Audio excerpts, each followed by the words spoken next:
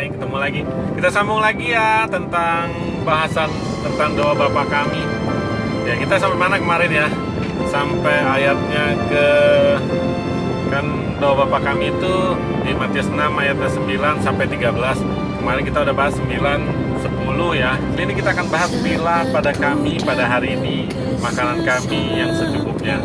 Dan juga bahas dan ampunilah akan kesalahan kami seperti kami juga mengampuni orang yang bersalah kepada kami. Ya, dalam doa Bapa kami tertulis berilah kami pada hari ini makanan kami yang secukupnya. Makanya saya bilang doa Bapa kami ini sangat mewakili saya. Saya sangat suka doa ini. Saya selalu doakan pagi saat bangun, malam saat saya akan tidur kembali, dan juga mungkin ya berikanlah kami pada hari ini makanan kami yang secukupnya.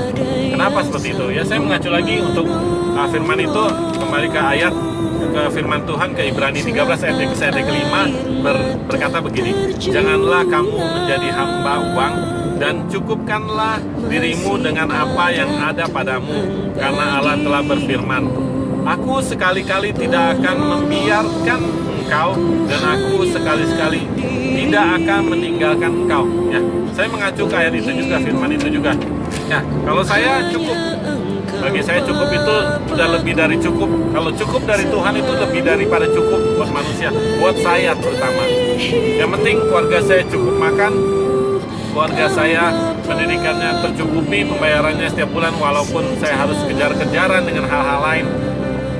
Bersyukur itu akan kecukupan itu sangat luar biasa bagi saya. Secara daging saya nggak pernah cukup. Saya nggak pernah cukup akan mobil saya yang termasuk termurah di Indonesia ini. Saya nggak pernah cukup dengan baju yang saya pakai termasuk 10.003 ini. Ya itu, tapi Tuhan mencukupkan saya. Cukup bagi saya mampu berdoa cukupkan makanan kami. Ya itu, saya merasa puas dengan baju yang 10.003 ini, dengan mobil yang paling murah, termasuk paling murah di Indonesia ini. Saya bisa pakai. Itu cukup bagi saya. Saya rasa malah lebih daripada cukup, karena kalau saya bandingkan dengan orang-orang yang tidak mempunyai baju, compang-camping. Cukupkanlah makanan kami hari ini secukupnya. Itu sangat baik dan benar, karena itu Tuhan Yesus mengajarkannya. Jadi jangan minta lebih, karena takut yang lebih itu adalah ular. Ya, yang lebih itu nanti akan menjadi ular yang mematuk kita di kemudian hari.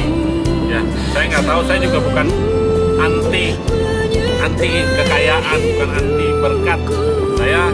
Saya sebagai manusia suka akan berkat dan suka cita dan senantiasa menanti berkat, tapi juga tidak berkat yang misalnya akan menjadi ular bagi saya nanti, akan mematuk saya dan keluarga saya suatu saat nanti.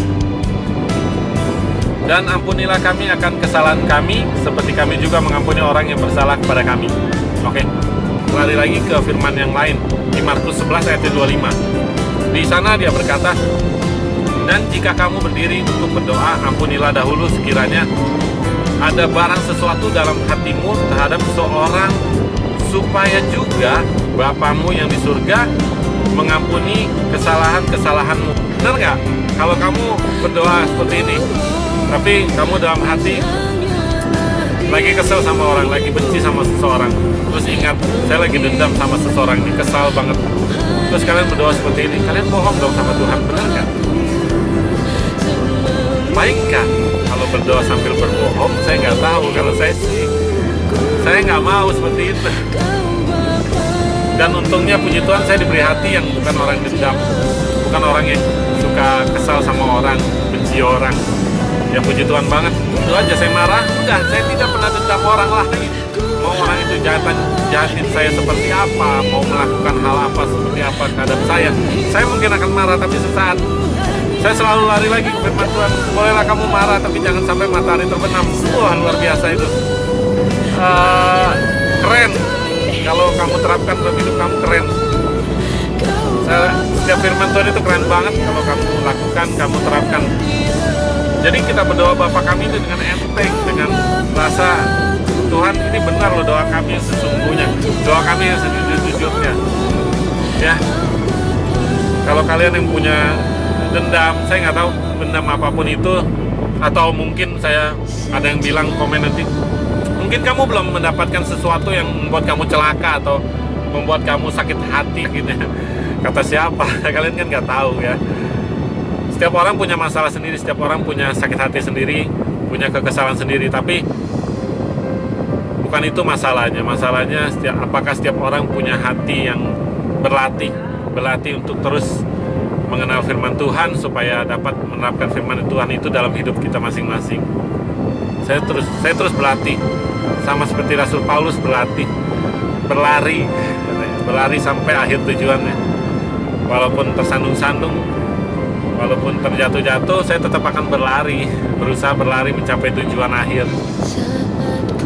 Semoga setiap perkataan saya hari ini dapat memberkati. Kalian bisa belajar dari doa ini. Saya belum selesai hari ini, masih ada ayat lain.